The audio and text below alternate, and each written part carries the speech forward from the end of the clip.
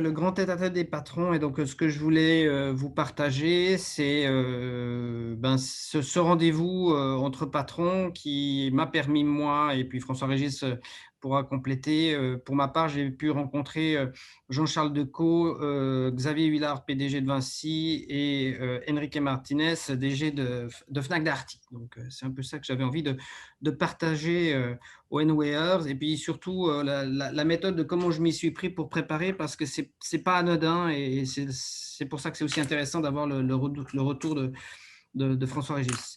Donc voilà, en fait, moi j'ai découvert ça un peu par hasard sur Twitter, donc juste pour mentionner qu'il n'est pas inutile d'être parfois sur quelques réseaux sociaux. Donc voilà, et les quelques points que je voulais partager, c'était déjà c'est quoi la FEP, c'est quoi le top, comment on se prépare, le dossier, éventuellement, il y a une émission aussi. Derrière, il faut s'entraîner, je pense. En fait, en tout cas, c'est ce que j'ai fait. Et puis après, je vais vous partager comment ça s'est passé en live pour moi, à la fois en 2020 et en 2021. Et puis, en parallèle de l'événement, il y a l'émission sur BFM Business, la matinale du top. Donc voilà, surtout, vous n'hésitez pas à m'interrompre. Donc la FEP, en fait, moi j'ai découvert, ça m'était pas du tout que j'étais, je connaissais ça absolument pas. Et en fait, pourtant c'est un organisme qui existe depuis 1985 et qui fait à peu près une centaine d'entreprises essentiellement françaises, qui sont les plus grosses entreprises de France. Et ce qui est intéressant, c'est que ces entreprises, elles pèsent quand même un grand poids dans l'économie française, puisqu'elles pèsent 50% de la recherche, 50% des exportations, 14% des emplois et 20% des impôts et taxes.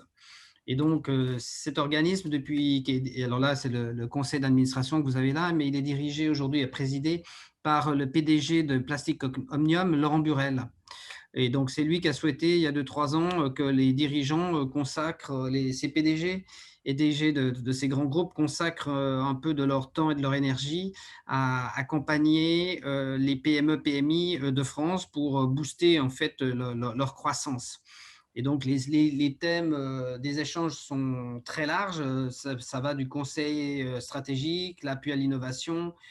Si on veut s'implanter à l'étranger et qu'on sait qu'un de ces grands groupes est particulièrement actif dans un pays en particulier, ben voilà, on leur dit comment vous faites, est-ce que vous pouvez m'aider? Et puis aussi des mises en relation diverses et variées. Donc voilà. Justement, toi, François-Régis, les deux thèmes qui t'ont amené à solliciter ces grands patrons, c'était lesquels? Alors, un, c'était effectivement accéder au top management de certains grands groupes sur lesquels on essaye de travailler. Et nous, on arrive seulement par la prescription sur le terrain. Et donc, on voulait essayer notamment avec Suez, parce que c'est avec Suez que j'ai discuté, d'essayer de faire comprendre au top management qu'on avait des produits qui pouvaient être dans leurs intérêts commerciaux et surtout susciter pour eux des réelles solutions innovantes. Et deuxièmement, j'ai voulu discuter. Alors, essayé de prendre rendez-vous avec le patron de Vinci, mais j'ai pas obtenu le rendez-vous. Donc là, ça s'est effectivement pas fait. Ça aurait été dans le même objectif. J'avais demandé aussi le patron de Total, parce que Total Énergie, etc., on était à même de leur. Là, c'était plus pour le positionnement déploiement international, pour pouvoir les accompagner dans leurs déploiements internationaux et se faire aider de leurs implantations internationales. Et puis,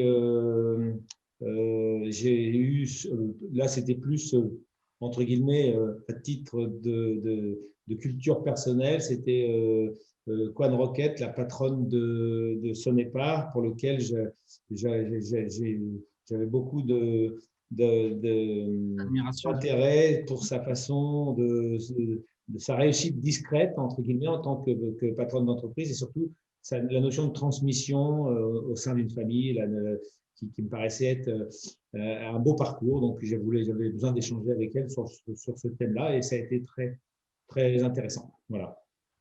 OK, donc merci, donc n'hésite pas aussi à témoigner. Donc voilà, donc sur la centaine de dirigeants, il y en a qu'une quarantaine qui consacrent une journée, le temps de préparation, la journée, pour les speed dating et puis derrière, aussi qui continuent à investir un peu de leur temps, pour le suivi, donc qui se consacrent à le top. Donc voilà, donc on peut retrouver la liste des participants sur le site. Donc la FIEP a mis en place une plateforme dédiée, hein, pour quand on veut s'inscrire et monter son dossier. Donc, c'est un dossier, qui est très facile à monter et je mets «quoique» parce que, en fait, c'est sur cette simple et faible base qu'ils vont choisir ou non les dossiers. J'avais eu, pour info qu'il y avait entre 4 000 et 5 000, candidats, sur lesquels ils ont retenu cette année que 3 000, dossiers. Donc, c'est quand même important de bien y répondre. Donc, d'une part, il y a une première partie qui est l'information en tant que dirigeant, qui vous êtes, est-ce que vous êtes actionnaire, pas actionnaire, mais vous êtes forcément le dirigeant de l'entreprise, euh, vos numéros de contact, etc. Donc, ça, c'est assez facile à faire.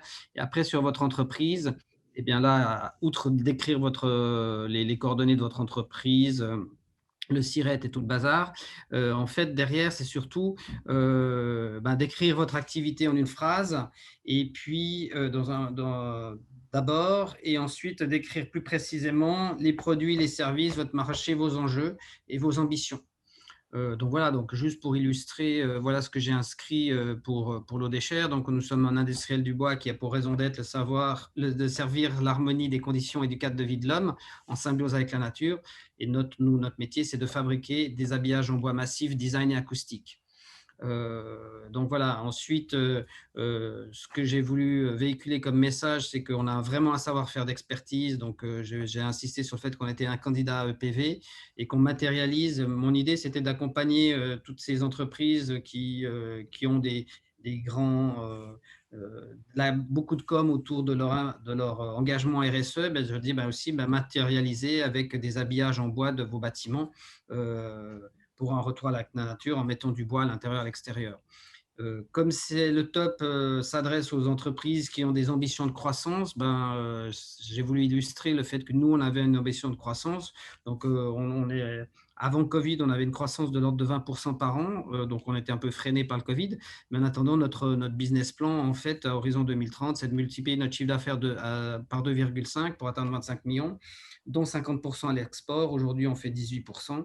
Et puis, on veut avoir le leadership européen en notoriété top of mind pour notre niche. Il y a 3-4 acteurs au niveau européen, on a 3-4 concurrents, donc voilà, donc je pense qu'on a un terrain de jeu sur lequel on peut bien s'exprimer et c'est des choses qui sont certes ambitieuses mais atteignables. Et puis de nouveau, j'ai voulu insister sur notre dimension d'impact positif sur la société et un truc qui est une certification qui est en train d'arriver et qui est impactante en particulier dans ce contexte, c'est la certification B Corp dans laquelle on est engagé. Et puis aussi dans l'économie circulaire, on vient d'obtenir le certificat Cradle to Cradle directement au niveau bronze pour 80% du chiffre d'affaires de l'eau des chers. Donc voilà, voilà en fait. Et quand je dis quoique, on n'a pas forcément beaucoup de mots pour attiser l'envie de ces boîtes, de ces dirigeants de nous écouter nous plutôt que quelqu'un d'autre. Donc voilà, donc il faut être très pertinent et précis dans ce qu'on veut véhiculer et puis les messages qu'on veut passer et bien choisir les mots pour qu'ils retiennent notre dossier. Donc voilà. Et puis après, on termine sur quels sont nos objectifs pour venir au top. Et une fois qu'on a fait ça, eh ben, ça y est, le dossier il est monté. Donc là, bon, j'ai mis des trucs qui permettraient d'aller voir la plateforme en ligne. Mais voilà, donc une fois qu'on est arrivé là, ben, le dossier il est bouclé. Et puis, bon, on n'a plus que croiser les doigts et attendre que ça se passe. Et puis, euh, et puis ça se passe. Euh, Grosso modo, la clôture de dossier, c'était vers fin janvier, début février. Et en fait, le résultat des courses, ben, je l'ai eu, on le voit là, le 12 février. Donc le 12 février pour le 6 mars. Donc voilà, donc 300 entreprises qui sont retenues. Et à partir de là, on va pouvoir passer à la étape suivante, c'est l'étape 3, qui est les souhaits de rendez-vous. Donc là, sur ces 40 dirigeants, on va en choisir 6. Et sur ces 6, là, de nouveau, il faut les motiver à vous te retenir. Donc, grosso modo, les messages qui vont vous passer, c'est pourquoi rencontrer ce PDG et quelle est notre attente à vouloir lui parler. Donc là, ce que nous, on a fait, c'est on a bien étudié les entreprises cibles, on était sur leur site, on a regardé leur rapport annuel, on a vraiment étudié en détail leur credo, leur communication, leur programme RSE, etc. Et utiliser aussi leur vocabulaire, leur sémantique. C'est aussi, ça leur montre que bon, on sait à qui on s'adresse et ils doivent se reconnaître dans le message. Typiquement, quand on s'est adressé à LVMH, ben, LVMH, ils ont plein de gammes de produits différentes, mais ils n'appellent pas ça des marques, ils appellent ça des maisons. Mm. Donc, donc quand on s'exprime, ben, il faut utiliser le terme maison et pas marque. Voilà, pour l'illustrer. Et donc voilà, donc là c'était pour l'année dernière, j'avais sollicité le PDG du groupe Accor, ça s'est pas fait. Peut-être que mes arguments n'étaient pas suffisamment pertinents ou trop ciblés, mais voilà, typiquement déjà référencé, fort de plusieurs réalisations pour le groupe, nous souhaitons rencontrer un acteur d'envergure mondiale de l'hôtellerie. Et pour développer de notre partenariat en France et à l'international, en s'impliquant avec la cellule innovation. Donc là, peut-être la demande était trop précise de vouloir avoir ce contact avec la cellule innovation pour concevoir et mettre en œuvre des solutions d'agencement en bois ou dérivés dans une démarche durable. Et donc, de nouveau, insister sur cette dimension que candidat EPV, ça veut dire qu'on est des experts du bois. Donc voilà. Et ensuite, ces 6 dirigeants, on va les classer par ordre de préférence. Préférence numéro 1 étant la préférence prioritaire et 6, ben, le dernier dans l'ordre des personnes qu'on a choisies. Donc voilà. Et à partir de là, ben, du coup, on va avoir 2 rendez-vous et derrière les speed dating. Donc voilà, avant de revenir sur qui nous ont finalement sélectionné, il y a une dernière question. Donc, comme j'ai dit en préambule, en marge du speed dating, il y a une émission dédiée. Et à un moment donné, dans l'inscription, donc cette émission, oui, pardon, est animée par Emmanuel Le Chypre. Et donc, elle se passe en même temps que les speed dating. Donc là, en plus d'avoir la possibilité de participer à un speed dating, la plateforme vous propose de renseigner soit un formulaire, soit d'adresser une vidéo pour une question que vous voudriez poser au PDG, aux 40 PDG qui participent à l'émission en parallèle. Donc voilà, donc comme je mets, ils sont soumis à la question des participants. Donc voilà, donc c'est une opportunité aussi de les orienter sur des thématiques qui peuvent nous tenir à cœur, comme si vous avez vu l'émission, beaucoup de choses autour du RSE, beaucoup de choses autour de la transformation digitale, autour du développement international, etc. Donc voilà, ensuite, nous, on s'est beaucoup entraîné. Donc, on a reçu l'information, là, de nouveau, 26 février, on a le résultat des courses. 12, on a eu le résultat comme quoi on était sélectionné. Le 26, on a eu le résultat comme quoi on allait rencontrer 2 PDG. Et puis donc l'étape suivante, ben, c'est des speed dating qui vont durer 7 minutes. Donc 7 minutes, c'est à la fois long mais très très court pour se présenter et discuter des sujets qu'on envisage et du pourquoi de cette réunion. Donc en fait, non, c'est vraiment organisé comme presque martialement pour gérer ça. Et donc c'est ça ce que je vais vous partager tout de suite. Donc déjà, moi j'avais préparé une présentation. Donc, si ça marche, je peux vous la partager rapidement. Vous me dites si vous la voyez bien.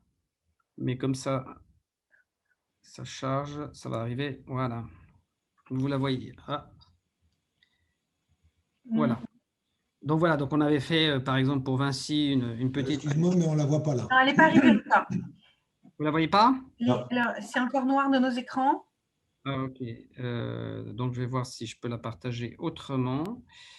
Il met que mon partage d'écran est en pause. C'est normal. Et comment je les réactive du coup? Alors peut-être que tu ressors de l'écran partagé, tu arrêtes l'écran de partage et tu le reprends en choisissant la fenêtre en question. Voilà. Voilà. Et donc, il faut que je retourne dans Zoom. Voilà, partager écran. Voilà. Donc, voilà. Donc, pour organiser les propos, etc., j'avais préparé une petite présentation très succincte, mais de grosso modo pour dire, ben voilà, voilà ce qu'on fait. Donc ça, c'est un de nos chantiers phares qui est Scotland Yard à Londres. On a habillé le plafond intérieur et qui déborde sur l'extérieur, et plus d'autres salles.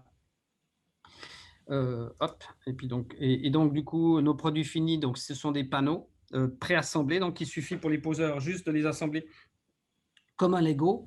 Et donc, Claude Escher, c'est un industriel du bois français, basé dans la Manche, fier de ses racines normandes. On fait 10 millions d'euros de chiffre d'affaires avec près de 50 collaborateurs. On a 55 ans, candidat EPV, et on a de très nombreux prix, soit pour l'ensemble de notre gamme, ce qui est le premier prix de l'Observer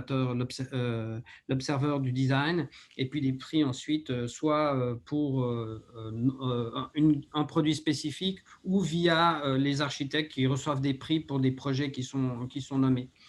Donc voilà, et donc nos ambitions, ce que j'ai déjà évoqué tout à l'heure. Nous partageons les mêmes valeurs parce que là aussi, quand j'ai étudié Vinci en détail, j'ai vu qu'on était sur des choses sensibles. Là aussi, j'insiste de nouveau sur cette notion de bicorp, qu'on a déjà fait des choses pour Vinci, Aqualagon à Paris, le campus de Veolia, le bâtiment de l'ENSM du Havre. Donc voilà, on est positionné sur 19 gares du Grand Paris, soit prescrits, soit en variant. Donc eux, ils sont quasi sur toutes les gares. Donc ça me paraissait pertinent de leur partager ça. Et ensuite, justement, dans les gares, on a la gare de Køge qui est prix de la construction du Danemark 2019 et qui a reçu début 2020 le prix UNESCO Versailles pour cette plateforme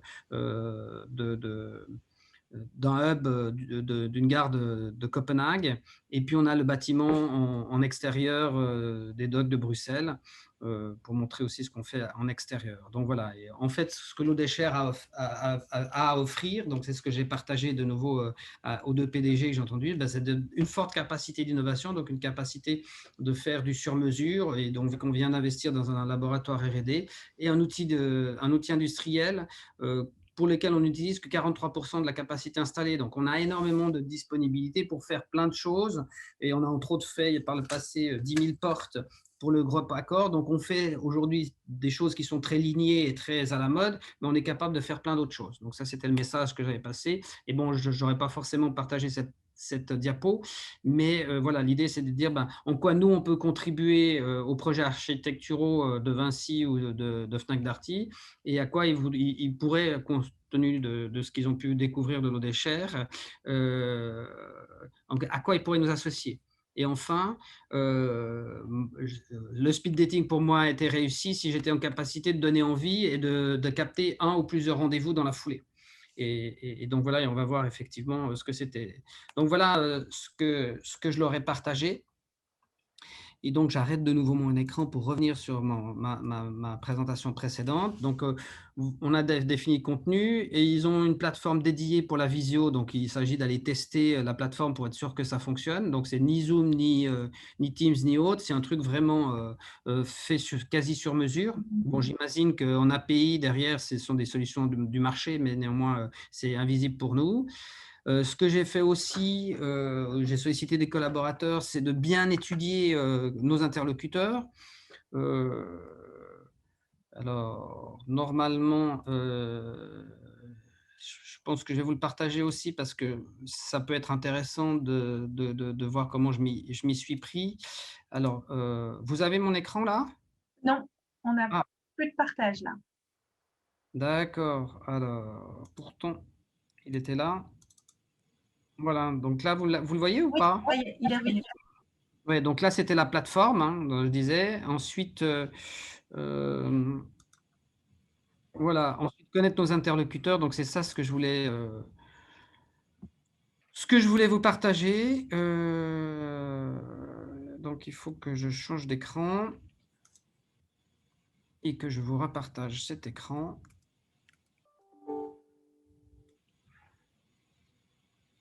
Voilà. Donc là, une carte heuristique. Et donc, par exemple, si je prends celui-là, pour la réunion du 6 mars, donc j'avais Vinci et Fnac. Et donc, pour chacun d'entre eux, on a été regarder, les informations sur plutôt que la vie privée, la personnalité, hein, sa formation, il est X-Pont, sa personnalité,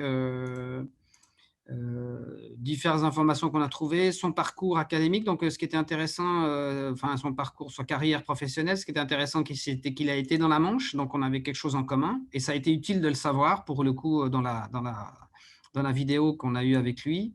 Et puis derrière, en fait, toutes les informations qui m'ont permis de bien comprendre qui est Vinci, comment il fonctionne, etc., pour être le plus pertinent possible. Et, si j'ai fait aussi l'appel à un ami qui travaille chez Vinci et qui est dirigeant chez Vinci pour savoir en quoi on pouvait, quels étaient les sujets du moment qu'on pouvait évoquer avec lui et comment il était en tant que dirigeant. Et du coup, on a fait aussi la même chose euh, avec Fnac Darty. Donc voilà, donc je reprends ma présentation que je repartage. Partager. Attends, je vais l'arrêter et la reprendre pour la partager autrement. Parce que non, c'est bon. Partager. C'est bon, tu la vois? Oui. Et derrière, on s'est entraîné avant de se jeter à l'eau, c'est-à-dire que ben, on s'est chronométré pendant 7 minutes et puis essayé de passer tous les messages et arguments qu'on avait préparés. Et puis j'avais 2 collaborateurs, l'un qui jouait le rôle de Xavier Huillard et l'autre d'Enrique Martinez. Et voilà pour se tester. Et donc ça, c'était jusqu'à la veille de la présentation, du speed dating. Et la veille, on a aussi appris qu'il ne serait pas possible de partager un support en partage d'écran. Donc voilà, donc tout ce travail était tombé à l'eau. Ceci étant dit, dans la démarche de préparation, c'était de loin pas inutile de l'avoir fait. Parce que derrière, on était quand même prêt dans ce qu'on voulait véhiculer comme message. Et ensuite, comme le temps est compté, je voulais absolument mettre en valeur mes produits, donc en arrière-plan. Donc, je me suis organisé comme une war room. Et puis, après, comme on est sur la visio technique, sur une plateforme qu'on ne maîtrise pas forcément, donc, pour peu que j'avais un problème d'ordinateur, j'en avais un deuxième à disposition. Et puis, ma présentation, en fait, mes questions, etc. Et là, j'étais prêt euh, pour, pour faire ces speed dating en visio. Donc, voilà. Je ne sais pas si tu as un commentaire, une question, Caroline? Non, c'est très structuré et structurant comme préparation qui, j'imagine, va vous servir aussi pour d'autres rendez-vous importants, commerciaux. Oui, c'est des choses qu'on pratique assez souvent quand on a des grandes sociétés qui viennent nous voir parce que du coup, on est assez fort dans la discussion avec eux. Donc voilà, donc on est prêt et donc on passe en live le jour J. Donc voilà, donc un premier feedback sur l'expérience 2020 ou la non-expérience 2020 puisque le top 2020 a été annulé et puis le top 2022, donc c'est ce qu'on a vécu le 7 mars. Donc pour ce qui concerne 2020, donc c'était planifié le 7 mars 2020, une semaine avant, et on avait déjà été retenu. Donc là à l'époque il y avait un peu plus de dirigeants parce que c'était en présentiel. Et donc, j'avais retenu ces 6 dirigeants classés dans cet ordre-là. Et là, c'était le président de Gessina et JC Decaux, le co-directeur général de JC Decaux, Jean-Charles Decaux, qui avait retenu l'Odécher. Et manque de bol, ça a été reporté. Donc voilà. Ceci dit, comment transformer une contrainte en opportunité? Eh bien, ce que j'ai fait, c'est que j'ai envoyé un courrier à ces 2 messieurs avec nos catalogues et en disant, c'est pas de chance, on ne se verra pas cette fois-ci, mais on aura certainement l'occasion de se voir dans le cadre de l'ETUP, soit au 2e semestre, soit l'année prochaine. Donc voilà, donc je vous donne rendez-vous à plus tard, sauf si vous avez envie qu'on en discute avant. Et du coup, en fait, j'ai transformé 50% de taux de transformation puisque derrière, j'ai eu JC Decaux qui m'a contacté en disant, oui, ça nous intéresse. Et donc, du coup, on a eu 2-3 visios, ils sont venus nous rendre visite. On a réfléchi ensemble sur le mobilier urbain en bois de demain.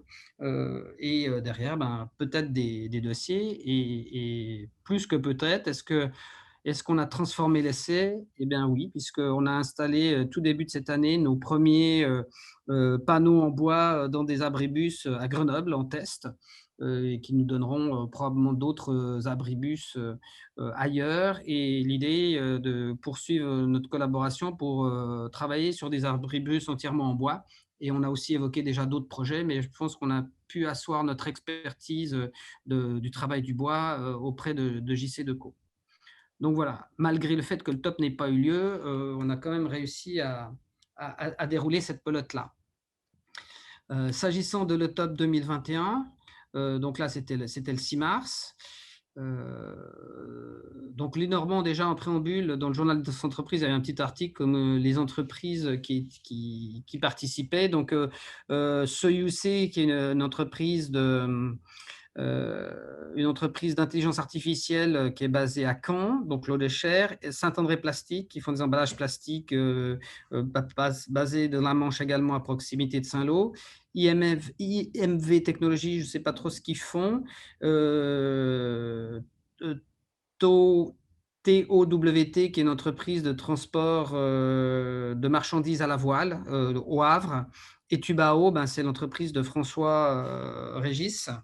Donc voilà, donc on n'était que ces 6 entreprises normandes. Donc c'est pour ça que je me dis, ben, Enway peut mieux faire. D'où mon partage de ce. Donc voilà, 2021, donc nous on a retenu d'abord le PDG d'LVMH, la directrice de Corian. Corian, c'est un réseau de français et aussi à l'étranger de maisons de retraite. Carrefour, Xavier Huillard de Vinci, Enrique Martinez de Fnac Darty, et puis le PDG de Total, Patrick Pouyanné. Et donc voilà, donc ceux qui nous ont retenus, c'est Xavier Huillard et Enrique Martinez. Et donc voilà, ben, en fait, le top, en fait, on met à disposition cette plateforme, et derrière, vous avez un écran à un moment donné qui vous saute au visage. Donc là, on va passer en live. Et donc là, j'ai fait une capture d'écran de mes échanges. Et bon, ça passait, on ne va pas écouter tout le truc. Enfin, d'ailleurs, je n'ai pas pu prendre le temps, mais tout de suite, il y a eu un bug puisque j'ai eu des 150 pop-up de messages disant que la réunion allait démarrer et le bouton pour accéder à la réunion était derrière ces pop-up. Donc, un gros moment de stress et de solitude. Et heureusement, j'ai eu la bonne idée de rafraîchir la page et ça m'a fait sauter les notifications. Mais on voit ici en haut que j'en ai 158, quoi. Donc, quand même un gros moment de stress, sachant que ça va démarrer et qu'on a peu de temps et que ce c'eût été dommage pour que ça foire. Mais enfin, donc voilà, donc je vais avancer un peu vite en espérant que ça marche. Mais voilà, donc il y a un compte à rebours. Et puis, Donc, on imagine que ce PDG, lui, il enchaîne les rendez-vous avec des dirigeants. C'est ça? Ou il a des moments de pause? Ou comment il enchaîne, en fait, il va en avoir une dizaine, une quinzaine de 7 minutes, et donc qui sont agendés tout au long de la matinée. Donc voilà, donc l'intérêt que je vous partage cette petite vidéo, hop, ça a été un peu vite. Mais normalement, je pense que c'est un problème de chargement, mais on le verra peut-être plus on reviendra peut-être, on va le laisser charger, mais en fait, on voit que là, Xavier Huillard, ben, c'est un samedi matin, donc il est en manche de chemise, il est très cool, il a un collaborateur avec lui qui prend des notes, etc. Donc, et c'est très, ça se passe très bien, quoi. Et finalement, les 7 minutes, ont passé certes très vite, mais j'ai eu le temps de dire tout ce que j'avais à dire, etc. Et donc, il a dit, bon voilà, on a envisagé les pistes, les pistes de relations possibles. Donc voilà, donc on le voit ici, avant même qu'on commence la réunion, on s'était déjà dit bonjour et puis il met tout de suite à l'aise et voilà. Donc c'était une expérience assez sympathique. Oui, avec le compte à rebours qui tourne, oui, un petit peu de Oui. stress quand même. Hein, ouais. Il y a une notion un peu de stress, voilà. On échange un peu librement. Et puis à la fin, il me dit, ben ouais, en plus vous êtes dans la Manche, ben écoutez, sachez, donc du coup je l'ai interrompu en disant, ben oui, c'est là où vous avez fait vos premières armes et tout ça. Et donc voilà, c'est juste pour illustrer que le travail de préparation a été utile pour faire des ponts euh, avec lui. Et quand ce n'est pas en visio, Rodrigue, ça se passe dans quel parc expo ou dans quel lieu? Ça se passait de mémoire, ça se passait au Grand Palais. Ah, au Grand Palais. D'accord. De mémoire, je crois par là-bas. J'ai plus très bien le souvenir. Donc voilà, donc ben, du Et c'est coup, bien ça, c'était au Grand Palais. Hein. ouais. Et du coup, il s'est engagé à nous mettre en relation avec des DG de ces différentes structures. Et en l'occurrence, ben, pas plus tard que vendredi dernier, j'étais avec le DG DG associé de Vinci Autoroute. Et j'ai un contact avec Vinci Construction demain et probablement la semaine prochaine avec Vinci Immobilier. Donc voilà, pour évoquer et envisager des collaborations possibles. Donc voilà, donc ça c'était pour Fnac, pour Vinci. Pour Fnac Darty, ben pareil.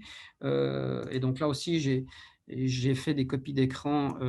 Donc voilà, on retrouve la plateforme. Et puis, hop, alors là, lui, il était organisé totalement différemment puisqu'il avait deux collaboratrices qui étaient chez elle et D'accord. deux collaborateurs sur place. Et là, pareil, ben, on échange sur, ben voilà, qu'est-ce que vous faites? Voilà, nous, on a un tel type de développement, etc. Donc, eux, ils réfléchissent à réorganiser et réaménager leur magasin, à optimiser, améliorer leur offre omnicanal. Et donc, ben, on regarde dans quelle mesure ce que fait l'Odécher et avec le bois peut contribuer à ce que pourrait faire Fnac Darty. Donc voilà, et dès le lundi qui a suivi la réunion, j'ai eu un contact qui me demandait des précisions sur ce qu'on savait faire. Et donc voilà, donc je pense qu'il y aura d'autres étapes à l'image de ce qu'on a fait avec JC Deco. Et inversement, Rodrigue, tu as eu le sentiment que eux, s'étaient un petit peu renseignés, enfin, leurs collaborateurs connaissaient un petit peu Non, ton activité? non, non, non. Non. Non, non, alors en fait, ils ont l'information qu'on a renseignée dans le Oui, dossier. Parce qu'en fait, il y a quand même 300 dossiers. Pour peu qu'il y en ait, je ne sais pas combien, qui sollicitent en particulier ces boîtes-là, je pense que leur équipe vont regarder et vont faire, eux, la sélection pour oui, lui. d'accord. Ils se livrent un peu quand même, ces grands patrons. Tu sens Pardon? qu'ils se livrent un petit peu, ils s'ouvrent un petit peu euh, sur qui ils sont, Bon, en fait, on n'a pas beaucoup de temps, donc c'est pour ça que c'est important qu'on sache, qu'on ait pris le temps de bien se préparer, de bien les connaître. Mais non, parce qu'en 7 minutes, on n'a pas le temps. En 7 minutes, déjà, on va quand même se représenter un petit peu pour replacer le décor, en plus quand il y a d'autres personnes. Et puis derrière, on va tout de suite aller à l'essentiel en disant, c'est quoi votre question? Voilà nous ce qu'on pourrait imaginer. euh, En quoi vous associer, faire en sorte qu'on puisse faire quelque chose ensemble. Mais en fait, on n'a pas tellement le temps de discuter plus que ça. Enfin, je ne sais pas ce que François-Régis pense là-dessus. Lui, il a peut-être eu une expérience un peu différente.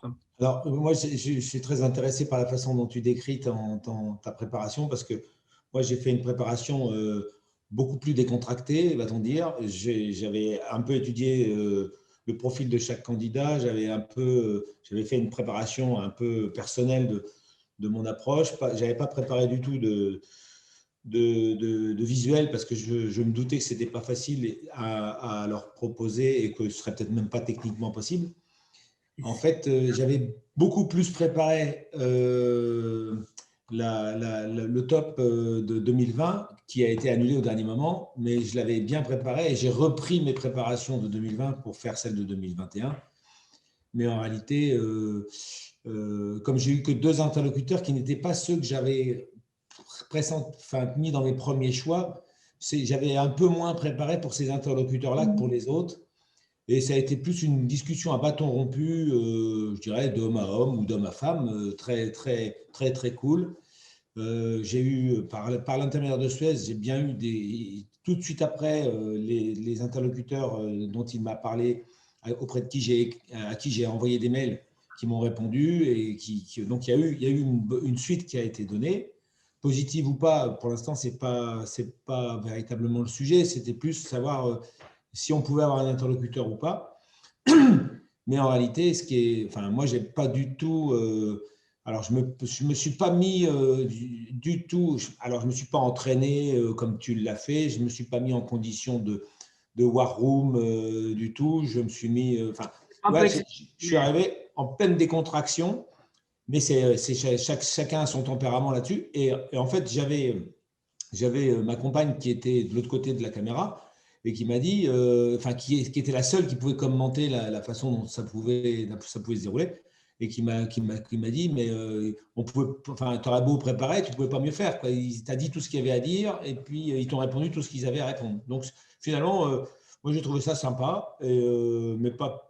En fait, de toute façon, c'est des hommes comme nous et moi, comme toi et moi, et puis du coup, ils ont les mêmes attentes, en particulier, quoi. Mais j'admire ta préparation. Oui, peut-être un peu excessif, c'était ma façon de faire, mais bon, le maître mot, tu l'as dit aussi, il faut être préparé, quoi. On ne vient pas les mains dans les poches, quoi. Donc, alors, voilà.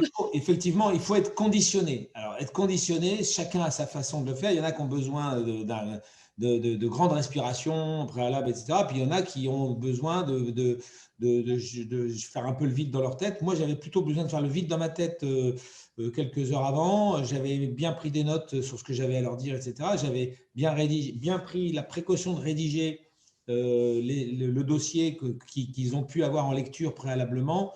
Et c'était surtout là-dessus. Et j'ai repris tous les thèmes que j'avais déjà rédigés pour leur faire mon explication. Et ça, a priori, ça a été clair pour eux, quoi. Fondamentalement, la forme est différente, mais on a fait la même chose, quoi, dans le fond. Oui, absolument. Vous avez su susciter le désir chez eux de travailler avec vous en y mettant des propositions très concrètes, en fait. Voilà. Mais moi, ça me fait dire que c'était une première. J'y allais. En fait, le problème de la visio, c'est que j'y allais avec un petit peu moins de motivation qu'avec je dirais le rendez-vous physique. Et en réalité, ça m'a convaincu de continuer pour l'année prochaine et de refaire, parce que c'est quand même d'abord, c'est un très bel entraînement, premièrement. Deuxièmement, si c'est productif, c'est pas négligeable, c'est pas neutre. Et troisièmement, ça, moi, je trouve que le jeu en vaut la chandelle, parce que même à titre d'expérience personnelle, quoi. En fait, je crois qu'on peut y participer qu'une seule fois. Donc voilà, c'est ce que j'ai cru entendre en particulier dans l'émission La Matinale. Oui, alors c'est ce qu'on m'a dit aussi, parce qu'en fait, moi, j'ai découvert ça par l'intermédiaire de la BNP, parce que la BNP est sponsor. Oui. Et de surcroît, le hasard a fait drôlement les choses, c'est que j'ai passé le réveillon du 31 décembre 2019 avec un cadre de la BNP qui était l'organisateur de ça. Et donc, c'est lui qui m'a, entre guillemets, positionné, qui m'a motivé à le faire. Et ce garçon m'a dit, si tu veux le refaire, il y a des moyens de se positionner, mais effectivement, normalement, on ne le fait qu'une fois. Donc voilà, ouais. Donc, enfin, moi, pour ce qui s'agit de Fagnarty, l'objectif était d'avoir au moins un contact derrière, le lien est établi. Donc là aussi, on va dérouler la plot et on verra bien ce qui sort. Donc voilà. Donc dernière chose, la matinale du top. La matinale du top, donc c'est en marge des speed dating, c'est l'émission dédiée. Et donc là, ce que j'ai envie peut-être, c'est quand même de vous la partager rapidement. Et vous allez comprendre pourquoi. Normalement, il faut que j'arrête le partage d'écran. Je repasse, oui. Ouais. Et ça va résumer assez bien tout ce qu'on s'est dit là à l'instant. Attendez, hop. Si je fais ça, est-ce que ça va marcher? Normalement, oui. OK. Et donc, vous me direz.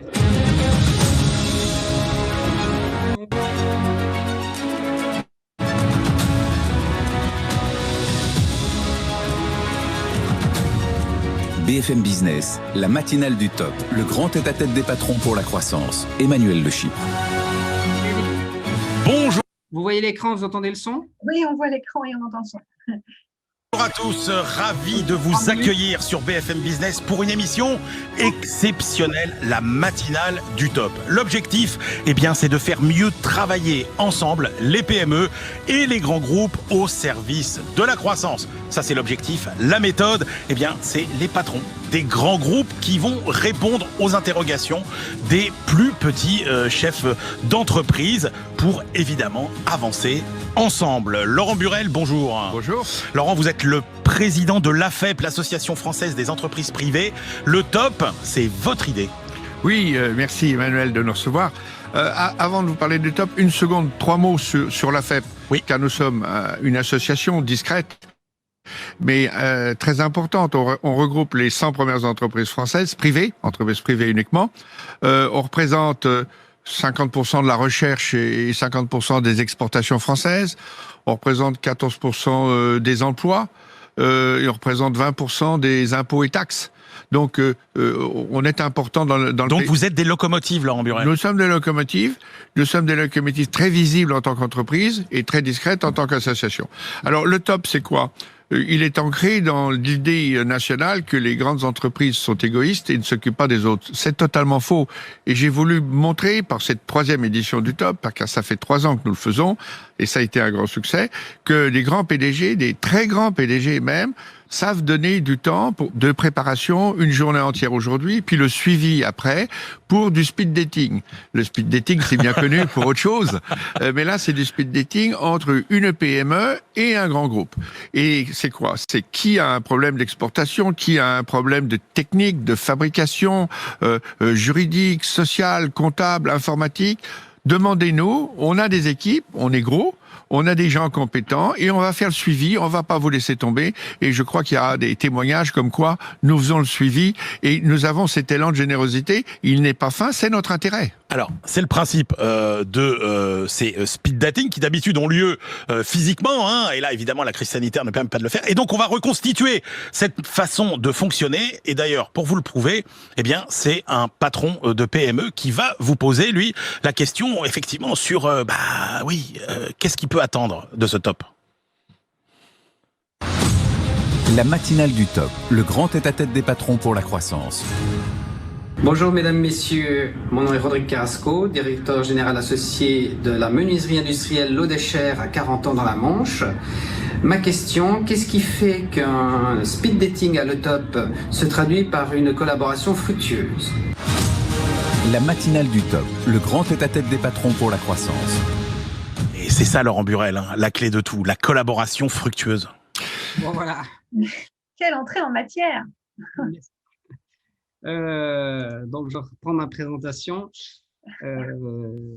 et que je vous repartage pour terminer rapidement.